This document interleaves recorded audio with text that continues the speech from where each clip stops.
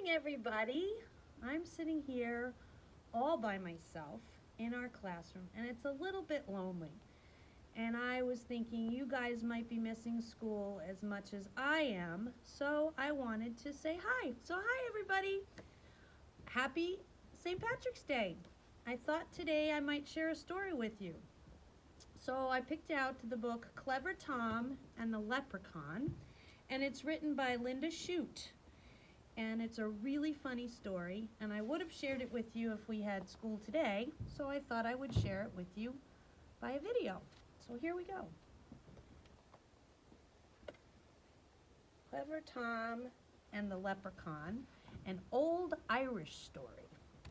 How many of you are wearing green today? I've got a little bit on my sleeve, got a little bit on my pants, so nobody can pinch me. There he is. Here's Tom. Let's see. Let's see if I can do this so you can see the pictures too. One fine day, on Lady Day in the harvest, Tom Fitzpatrick took a ramble down the lane. Click, clock, click, clock, he heard through the hedge. So Tom tiptoed to take a look. There he is. Can you see Tom's shadow? There he is. The clacking sound stopped when Tom peeped through the bushes. And in the shadows, what did he see? Can you guess? Why, a big gallon pitcher on a teeny tiny man with brown leather apron and a three-cornered hat. See him there? Up the small man climbed on his wee wooden stool and dipped his little piggin into the crock. Then he settled down with his full mug beside him to hammer on the heel of a fairy-sized shoe. By the powers, thought Tom, it's a leprechaun. If I catch him and scare him, he'll give me his gold. Since I'm a clever fellow, that should be simple. Before the sun sets, I'll have my fortune made. There he is. And there's Tom. Think he's going to be able to catch that leprechaun? Let's see. Tom stared at the leprechaun and tried not to blink. He knew that if he looked away, the old man would escape. Then he crept up quite near and tipped his hat, politely saying, "Good day to you, neighbor. Blessings on your work." "Thank you kindly," said the little one, but he never looked up. He just kept on tapping at that heel piece of the brogue.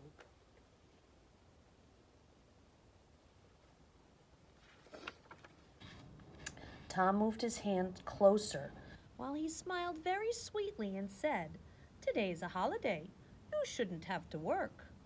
The leprechaun frowned and answered Tom sharply, "If I do, that's my business and none of your own. Instead of pestering me, young man, you ought to be watching your father's fields. Look there. The cows have broken into the oats. See? They're knocking the corn about." Cows in the cornfield? Tom's head started to turn.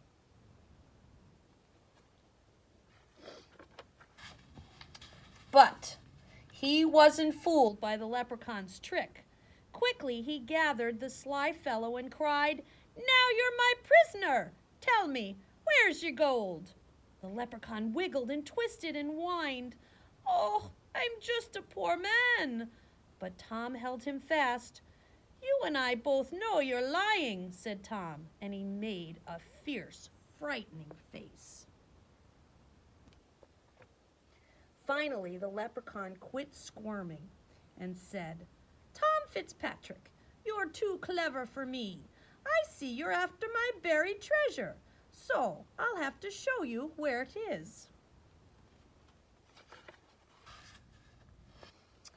With his eye on the bitty man, looking him in the eyes, Tom followed where the leprechaun led him. He traipsed over hill and under some hedges, and through a ditch and across a peat bog. At last, just when Tom figured he'd been hoodwinked, he found himself in a great field of weeds. "Dig there," said the leprechaun, pointing to a bush.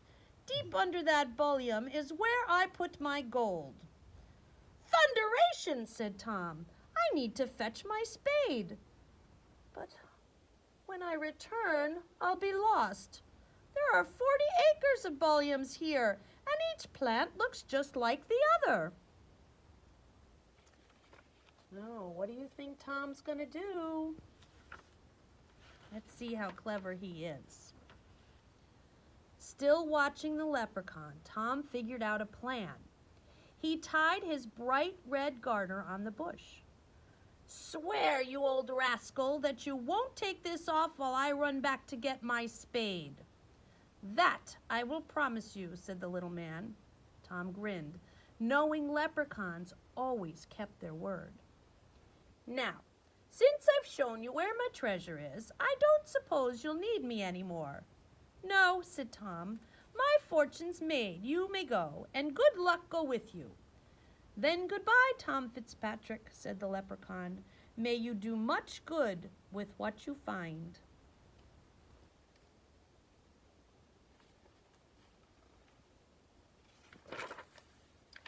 Away Tom ran as fast as he could run, figuring how he'd spend the gold. Then back he came with his shovel in his hand, back to the field of bullions.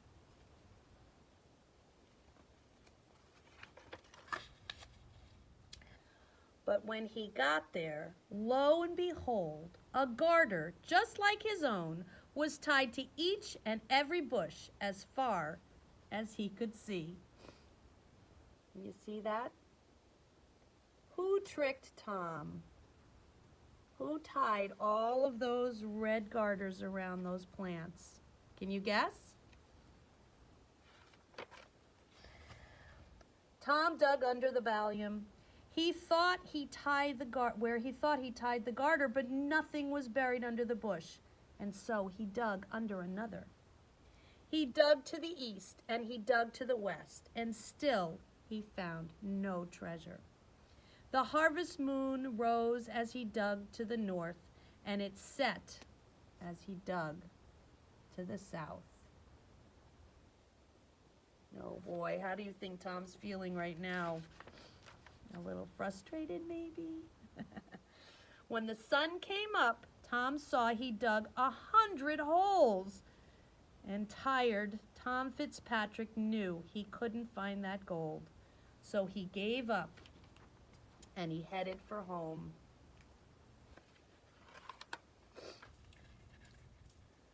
From then on, Tom always carried his spade, and he never stopped listening for a tapping in the field. Every chance he got, he'd tell how he nearly found the gold. "And since I'm a clever fellow," Tom would say to his tale, "the next time I catch the leprechaun, I'll have my fortune made." Oh, look at Tom now. He's an old man. The end. Do you think Tom will ever find the leprechaun's gold? I don't know. Did you guys have a leprechaun visit today? I know some children around the world were setting traps last night. How about you? If you set a trap for a leprechaun last night, can we see a picture of it?